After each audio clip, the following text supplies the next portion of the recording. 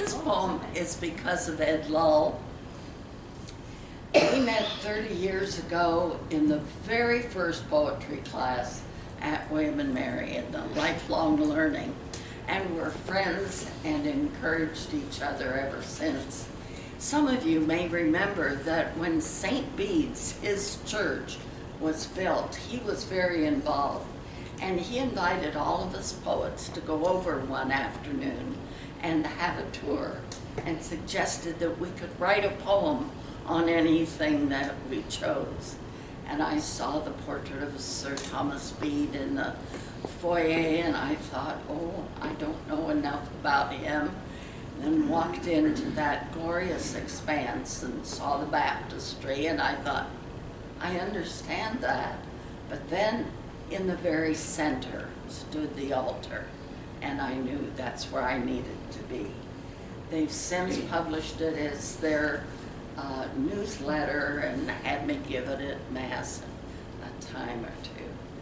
The altar of the Basilica of St. Bede.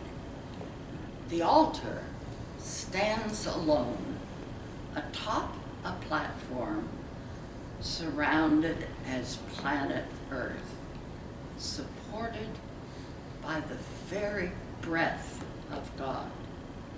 3 stone steps trace the circumference, both barrier and gate to all who would presume to enter here. The brilliant block, wrestled from the womb of time, metamorphosed by ancient fire deep in the Carrara. Of such marble, Michelangelo sculpted young King David, and passionate pietas of Mary the Virgin with the promised Messiah. The altar stands alone, white cloud marbled, chiseled now into a perfect form. Under workmen's careful hands, 16 side carvings suggest pillars supporting the massive weight. Perhaps the 12 tribes of our foundation, or 12 apostles of faith, fused like limestone into marble, the truth of the 4 Gospels.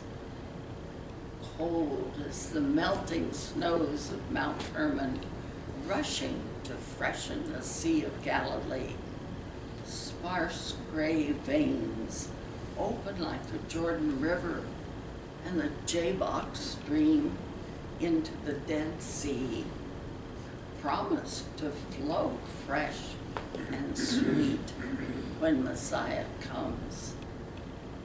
The altar stands alone, open, accessible to all repentant people, desiring confirmation of forgiveness, reminiscent of altars of sacrifice in the wilderness or altars of thanksgiving in the beautiful land.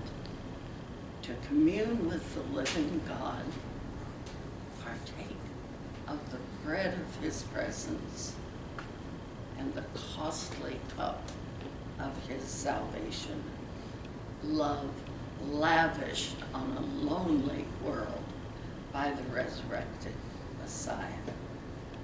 Come, all of you,